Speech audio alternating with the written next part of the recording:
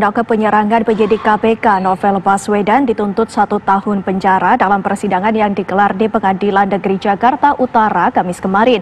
Salah satu hal yang menjadi pertimbangan jaksa adalah kedua terdakwa kooperatif dan masa bakti di kesatuan yang mencapai 10 tahun. Sejak awal saya sudah memberikan tanggapan ke media bahwa saya tidak percaya dengan proses persidangan ini. Justru sekarang ini membuat hal itu semakin jelas. Terlepas dari itu semua, saya bingung lagi mau komentari apa. Cuman yang saya ingin katakan bahwa ini seperti lelucon besar yang dipertontonkan. Teman-teman, ketemu bersama saya lagi, Ahmad Dhani. Kali ini kita akan membahas soal tuntutan yang diberikan kepada orang yang menyiram kepada Novel Baswedan. Dalam 2 hari ini WA Group dipenuhi dengan berita-berita soal jaksa Fredrik ini. Fotonya beredar di hampir semua media sosial. Fotonya viral di mana-mana. Menurut saya, jaksa Fredrik ini kan cuman pion ya. Menurut saya jaksa Fredrik ini cuman pion. Kalau kita kaji lebih dalam lagi, atau berdasarkan pengalaman saya sebagai orang yang pernah masuk penjara, jaksa ini tidak berdiri sendiri. Jaksa ini tidak berdiri sendiri.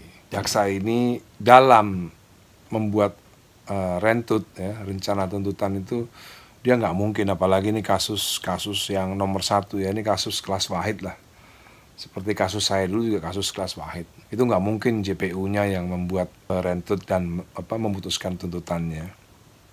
Sebelum kita bicara lebih lanjut, ada satu yang mau lewat.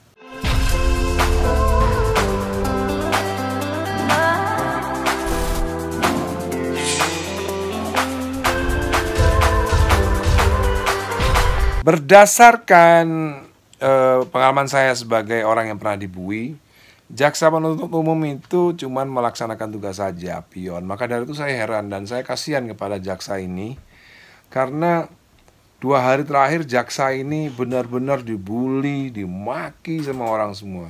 Bos, mas, bro, jaksa Fredrik ini cuman menyampaikan saja tuntutannya. Pasti ini kan kasus bukan kasus biasa ya, kasus nomor Wahid. Nggak mungkin berani mereka memutuskan sendiri. Berdasarkan pengalaman saya yang pernah dibui. Ya.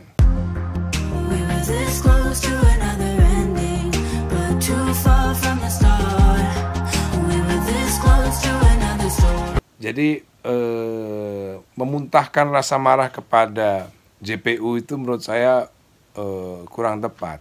Dan mungkin saja kejaksaan memang memberikan sebuah tuntutan yang nggak masuk akal. Ya, ini baru dugaan saya ya. Mungkin jaksa sendiri juga tahu bahwa terdakwanya bukanlah pelaku yang asli.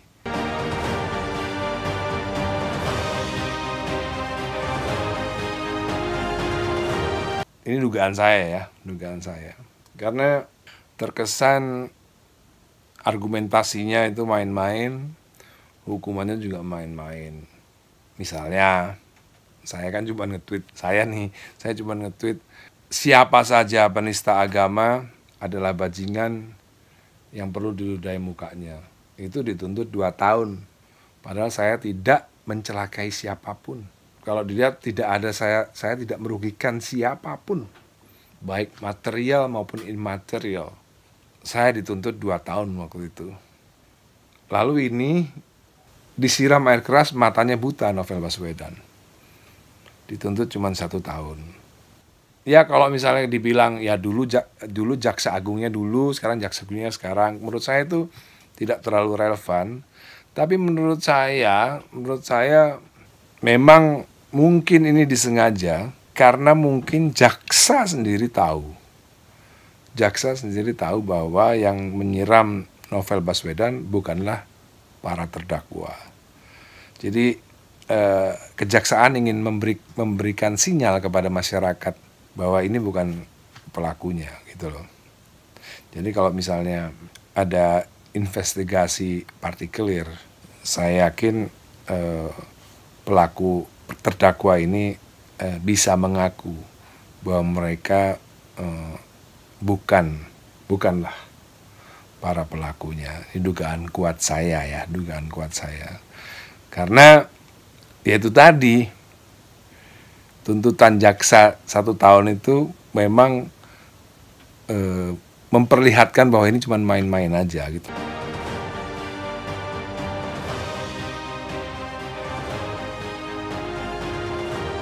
Lebih baik hukumannya tuh eye for an eye, mata untuk mata. Jadi hukum yang adil menurut saya nih ya, mungkin menurut masyarakat juga. Hukuman yang adil ya biarin aja Novel Baswedan menyiram air keras kepada si pelaku itu, terdakwa itu. Biar pelaku itu buta juga. Itu adalah hukum yang paling adil. Iya nggak sih? Iya dong, pastilah. An eye for an eye, mata untuk mata. Kamu butakan Novel Baswedan, biarlah, ini usul saya kepada hakim, biarlah Novel Baswedan juga ngelempar air keras kepada si pelaku itu. Itu namanya hukum yang adil seadilnya. Wassalamualaikum warahmatullahi wabarakatuh. Sering sekali kita dengar bahaya laten, ditertawakan. Tidak ada itu, ya, bahaya laten. Kemudian komunis sudah nggak ada lagi, ngapain disebut-sebut. Ternyata sekarang muncul. Jadi kita patut curiga juga yang bilang-bilang begitu. Yang nggak ada. Mungkin dia juga yang komunis sekali. Ya.